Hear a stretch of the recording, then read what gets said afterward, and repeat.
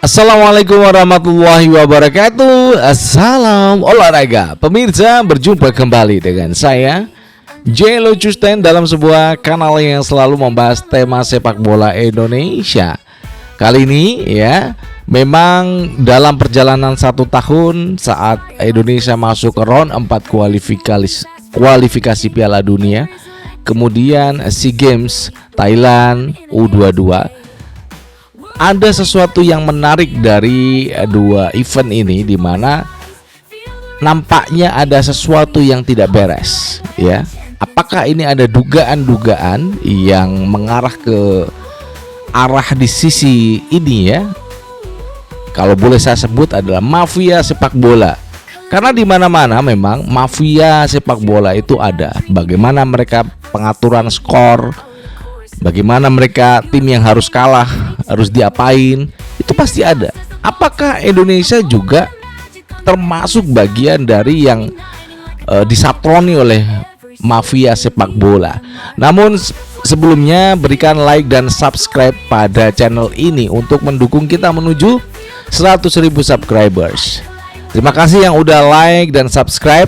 Anda akan selalu terhubung dengan konten-konten kita setiap hari.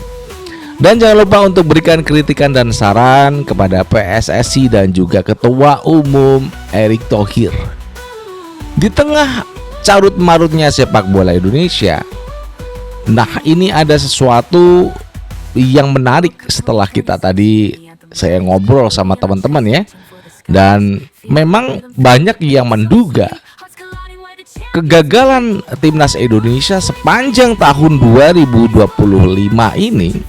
ini bukan hanya secara teknis di lapangan ya, pemain lah ya, enggak. Namun ini adalah melibatkan juga faktor X dari luar. Mafia sepak bola itu memang ya sudah kita ketahui ya. Saat dulu timnas Indonesia melawan Malaysia, itu yang terlibat juga mafia sepak bola. Namun susah untuk dibuktikan perjalanan para mafia sepak bola ini untuk mengatur skor. Dugaan kita dalam kualifikasi Piala Dunia round 4 di Arab Saudi. Nah, ini sebelum-sebelumnya itu kan banyak kejadian-kejadian yang terjadi kepada pemain kita. Contoh saja Oleh Romani. Dalam sebuah turnamen di Indonesia, dia diganjal cukup keras oleh pemain Arema Malang ya. Kemudian dia mengalami cedera.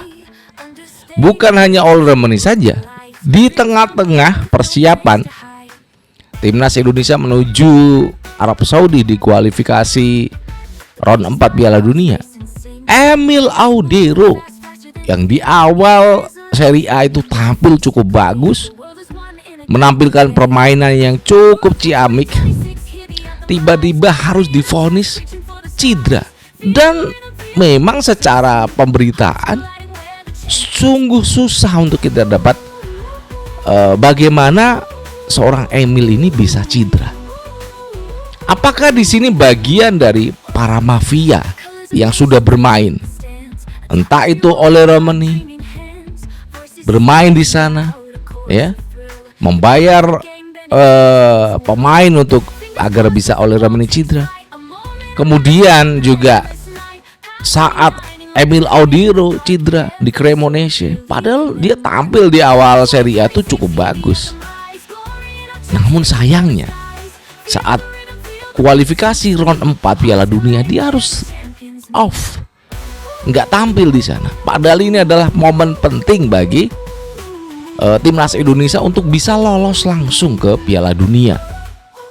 Nah, itu hanya dugaan yang bisa kita ungkapkan dari dua hal yang menurut saya dari Oleh Romani, sang striker yang haus gol, kiper yang cukup bagus Emil Audero itu udah dikenai gitu, dihajar. Apakah ini memang dari perjalanan mafia sepak bola yang sudah menggerogoti dari perjuangan timnas Indonesia? Dan apakah ini PSSI sudah mengetahui atau enggak, atau memang ada pengurus PSSI yang memang bermain-main ya di dalam lingkaran yang cukup panas dalam timnas senior.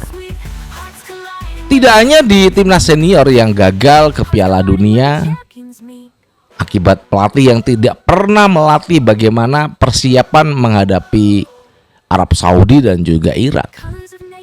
Namun di SEA Games ini malah hancur total, hancur lebur. Kenapa saya bisa katakan ini hancur lebur? Persiapannya tuh bagus. Uji coba lawan India, uji coba lawan Mali, udah disiapkan. Pak Marji aja sampai geleng-geleng dan mengundurkan diri. Sehingga begini, PSSI saat ini punya dua lowongan. Yang pertama manajer timnas, yang kedua pelatih timnas. Menarik kan? Ini kan cukup menarik ya. Gara-gara SEA Games Pak Marji ini harus mundur dari jajaran manajer timnas. Itu memang kekecewaan yang luar biasa.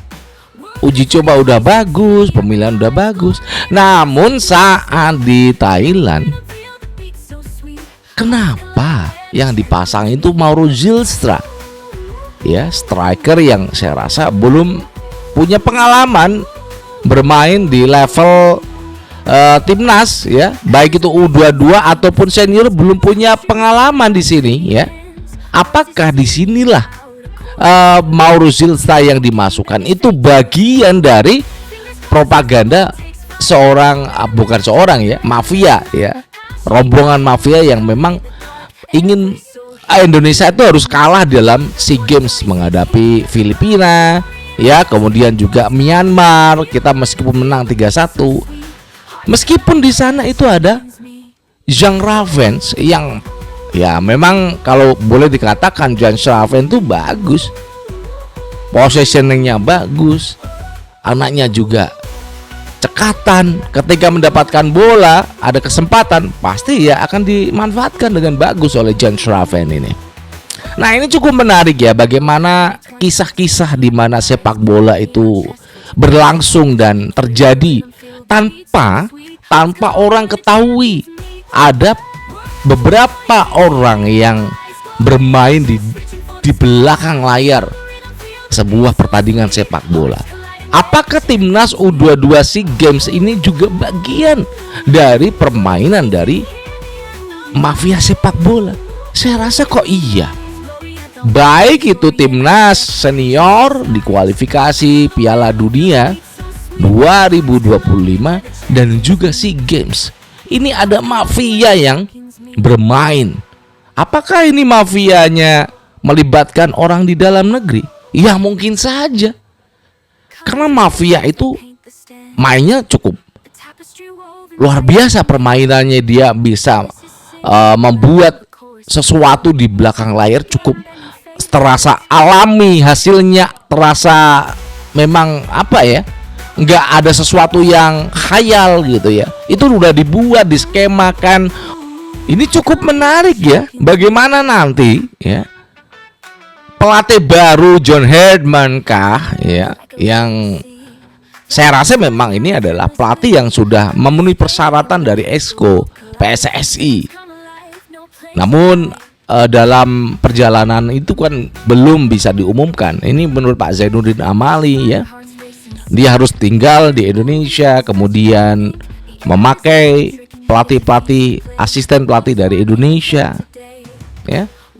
Itu kan memang persyaratan yang harus dipenuhi oleh John Herdman sebagai kepala pelatih timnas Indonesia. Apakah nanti juga mafia sepak bola itu juga akan main-main juga?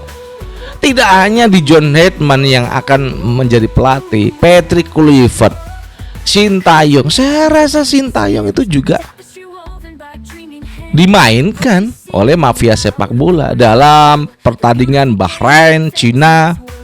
Itu saya rasa kemungkinan ada permainan mafia sepak bola di sana. Kita ditahan Bahrain, kemudian dikalahkan Cina 2-1 di kandang Cina. penyusunan formasi ataupun pemain inti dalam Sintayong, saya juga mencurigai di sini ada peran mafia. Apakah memang benar-benar kenyataannya seperti itu? Namun yang terjadi kan sudah terjadi, tidak bisa kita ulangi dan diperbaiki lagi kan nggak bisa. Namanya pertandingan, kalah ya kalah, menang ya menang. Namun Indonesia ini adalah bagian dari permainan mafia sepak bola yang cukup kuat permainannya, ya, bermain di sektor-sektor yang penting, melibatkan orang-orang dalam. Saya nggak tahu nggak, karena ini permainan penyusupan, permainan yang nggak bisa ditebak oleh siapapun, itu ya. Mudah-mudahan kita bisa kembali tumbuh sebagai bangsa yang, ya, tentu saja dengan sepak bola yang cukup disiplin, kita bisa meminimalisir tindakan-tindakan mafia sepak bola itu dalam agenda timnas ke depan. Itu yang bisa saya sampaikan, dugaan mafia yang ada di sepak bola Indonesia yang masuk kepada kualifikasi Piala Dunia round 4 2025 dan SEA Games 2025 Thailand. Dari Jakarta, saya Jelu Custen mengucapkan wassalamualaikum warahmatullahi wabarakatuh. Salam olahraga and ciao.